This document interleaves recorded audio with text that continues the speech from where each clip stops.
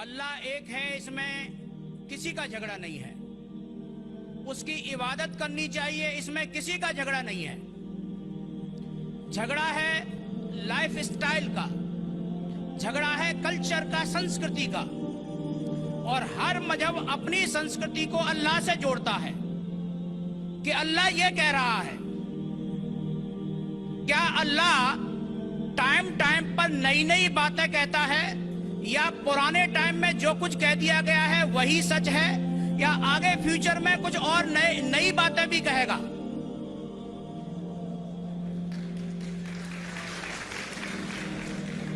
بھائی صاحب کا اچھا سوال تھا کہ کسی کو دو رائے نہیں کہ اللہ ایک ہے، بھگوان ایک ہے.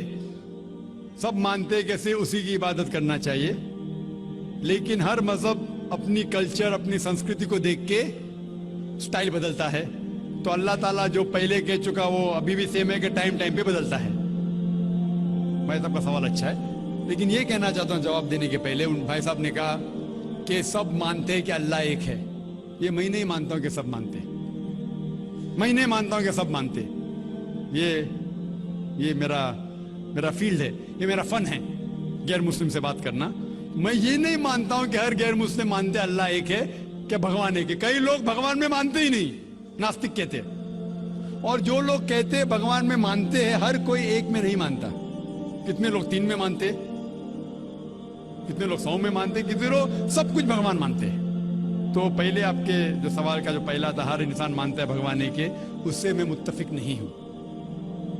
دوسری چیز کہ سب ایک ہی بھگوان، ایک ہی ایشور کو پوجتے ہیں، کی عبادت کرتے، یہ بھی میں نہیں مانتا ہوں. یہ بات ہے کہ اکثر لوگ مانتے کہ بھگوان ایک ہے، یہاں تک کہ تو صحیح ہے، اکثر، سب نے اکثر، لیکن ایک ہی بھگوان کو پوجتے یہ بالکل غلط ہے. سب لوگ ایک بھگوان کو نہیں پوجتے. مثال کے طور پہ اکثر قرآن کی آیت ہے کہ جو لوگ کہتے ہیں کہ ایک بھگوان کو مانتے ہیں لیکن اور کو بھی پوجتے ہیں، اسے کہتے ہیں شرک.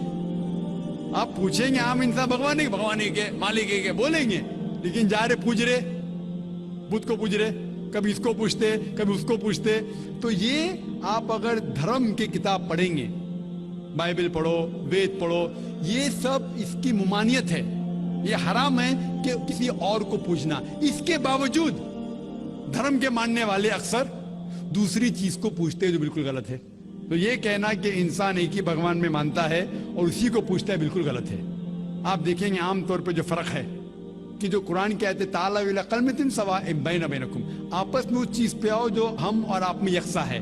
سب سے پہلی بات ہے اللہ نعبد الا اللہ، کہ ہم ایک ہی ایشور، ایک ہی بھگوان کی عبادت کریں. ایک ہی بھگوان میں ماننا کافی نہیں، ماننے کے علاوہ اسی کی عبادت کرنا اور کسی کی نہیں. آپ کا اہم سوال کہ ہر مذہب ایک ہی بھگوان کہتا ہے، یہ بالکل صحیح ہے. ایک ہی بھگوان کی عبادت کہنا کہ بالکل صحیح ہے، لیکن اپنے تہذیب کے حساب سے بدلتے رہتا ہے، یہ کہنا غلط ہے. اور اللہ تعالیٰ کتنے بار بدلتا ہے؟ یہ کہہ سکتے ہیں کہ ٹائم جانے کی وجہ سے کتابیں بدلتی گئی. اللہ کا جو پیغام ہے، بیسک پیغام، وہ سیم ہے، وہ بدلتا نہیں. کہ اللہ ایک ہے، ایک ایشور کی عبادت کرو، وہ بدلتا نہیں. اس کے کچھ چیزیں، اوپری چیزیں شاید بدلے. مثال کے طور پہ کس طریقے سے عبادت کرنا، ہم جس طریقے سے صلاح پڑھتے ہیں وہ 1400 سال پہلے محمد صلی اللہ علیہ وسلم پیغمبر کے ذریعے نازل ہوا. لیکن جو مین ہے کہ ایک ہی ایشور ہے، ایک ہی ایشور کی عبادت کرنا چاہے، وہ کبھی بھی نہیں بدلے گا. لیکن ٹائم جانے کے وجہ سے جو مذہبی کتابیں لوگ بدلتے گئے. اللہ تعالیٰ فرماتے قرآن میں سورہ بقرہ میں سورہ نمبر 2 آیت نمبر 79، فَوَيْلٌ لِّلَّذِينَ يَكْتُبُونَ الْكِتَابَ بِأَيْدِيهِمْ ثُمَّ يَقُولُونَ هَٰذَا مِنْ عِندِ اللَّهِ لِيَشْتَرُوا بِهِ ثَمَنًا قَلِيلًا فَوَيْلٌ لَّهُم مِّمَّا كَتَبَتْ أَيْدِيهِمْ وَوَيْلٌ لَّهُم مِّمَّا يَكْسِبُونَ.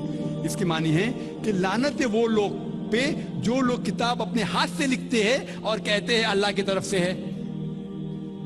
لعنت ہے ان کے اوپر جو کماتے ہیں، اور لعنت ہے ان کے ہاتھ کے اوپر. تو اللہ تعالیٰ فرماتے ہیں کہ کتابیں بدلی گئی ہے.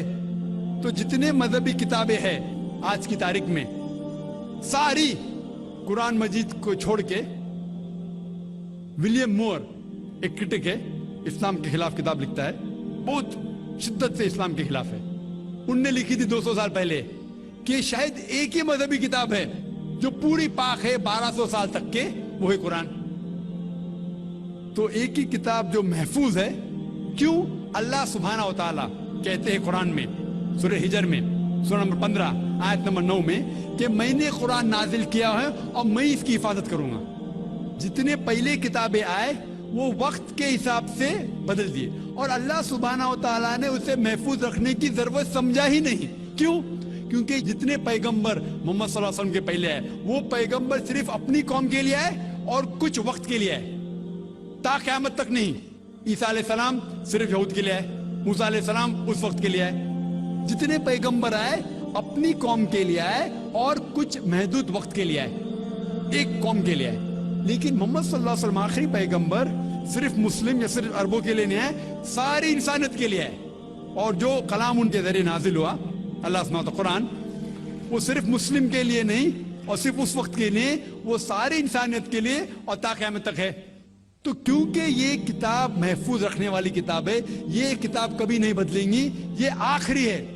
और अल्लाह ताला फरमाते हैं सूरह माइदा में सूरह नंबर 5 आयत नंबर 3 में, कि मैंने इंसानों के लिए इस्लाम चुना और उनके लिए ये मजहब सबसे बेहतरीन मजहब चुना, और ये मुकम्मल हो गया।